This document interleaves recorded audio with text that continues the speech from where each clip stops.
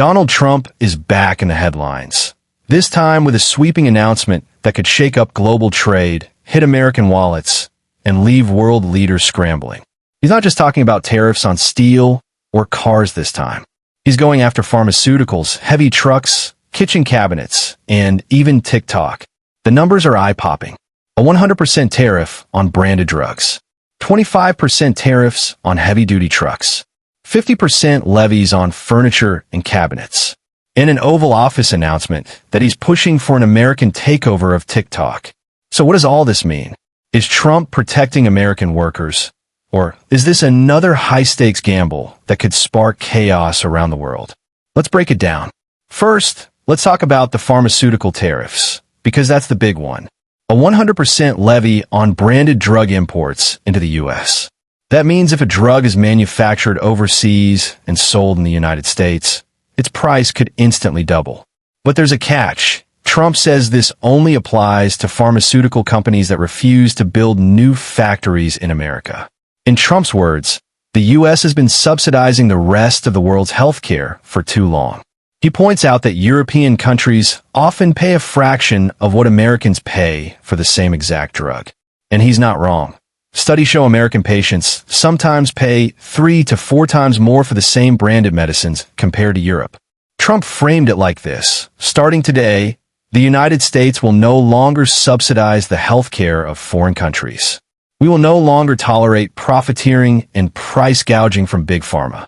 And he took aim directly at Europe, calling the European Union brutal in how it negotiates drug prices.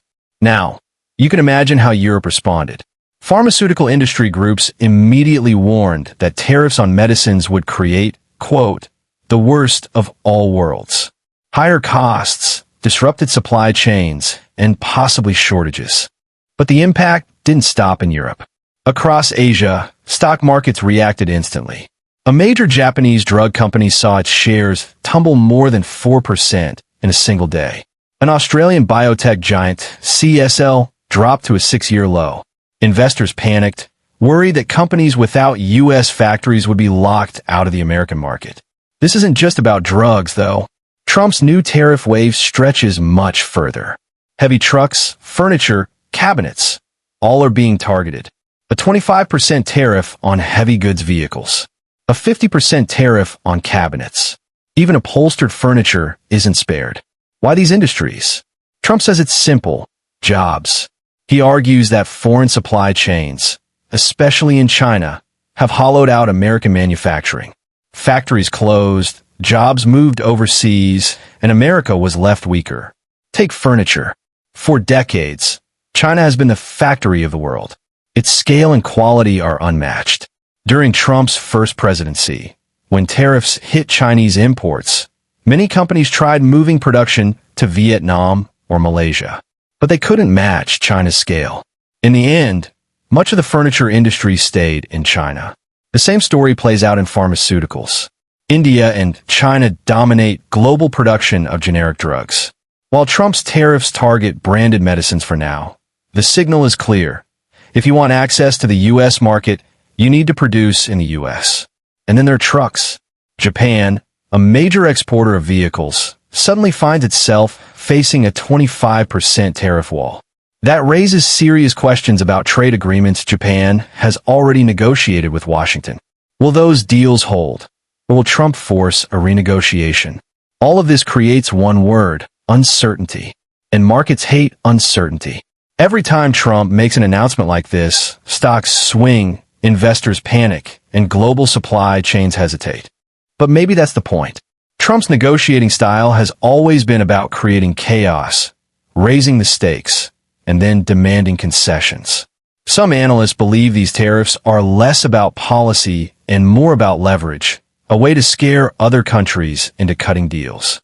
And speaking of leverage, Trump also dropped another bombshell: TikTok. In the same Oval Office appearance, he claimed to have secured a so-called deal for an American division of TikTok. According to Trump, this new version of TikTok would be under U.S. ownership, protecting American users' data. He even suggested that China's president, Xi Jinping, had given his blessing. But here's the twist. Neither Beijing nor TikTok's parent company, ByteDance, confirmed this. In fact, the Chinese government later issued a statement urging the U.S. to treat TikTok fairly. That's not exactly a green light. The deal Trump described would reportedly value TikTok's U.S. business at $14 billion. But here's the problem. TikTok's U.S. revenues are already around $10 billion a year. A $14 billion price tag looks suspiciously low. If TikTok were valued like other tech giants, it could easily be worth $40 billion or more. So why would China agree to such a deal? That's the question analysts are asking. For now, it looks more like another Trump tactic: declare victory, create pressure, and see if the other side cracks. But let's pull back for a second. What does all this mean for ordinary people? If these tariffs actually stick, the cost could hit Americans directly. Branded drugs, already expensive, could skyrocket. Furniture and cabinets for your home renovation, more expensive. Trucks for businesses and consumers, higher prices. At the same time, Trump argues that these moves will bring jobs back to U.S. soil. Build the factories here, he says, and you won't face tariffs. Hire American workers, and you'll have access to the American market. It's a carrot-and-stick approach. But will it work? History suggests it's not so simple. During Trump's first term, his tariffs on steel, aluminum, and Chinese goods did bring some factories back. But they also raised costs for American manufacturers, leading some companies to cut jobs instead of create them. And with pharmaceuticals, the risks are even bigger. If tariffs disrupt the supply of life-saving drugs, the consequences could be severe. Shortages, higher insurance costs, families struggling to afford medicines they depend on. That's why critics are calling this move reckless. They argue it uses patients as pawns in a trade war. So, is Trump playing a bold game of economic chess, or just rolling the dice with people's health and livelihoods? One thing is clear: the world is watching. From Tokyo to Brussels to Wall Street, leaders and investors are waiting to see if these tariffs are real policy or just another Trump negotiating tactic. Because with Trump, there's always one big question: will he actually follow through? Or is this just another bluff to get a better deal? If you found this breakdown helpful, make sure to hit that like button.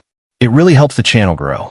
Don't forget to subscribe for more deep dives into the biggest stories shaping our world.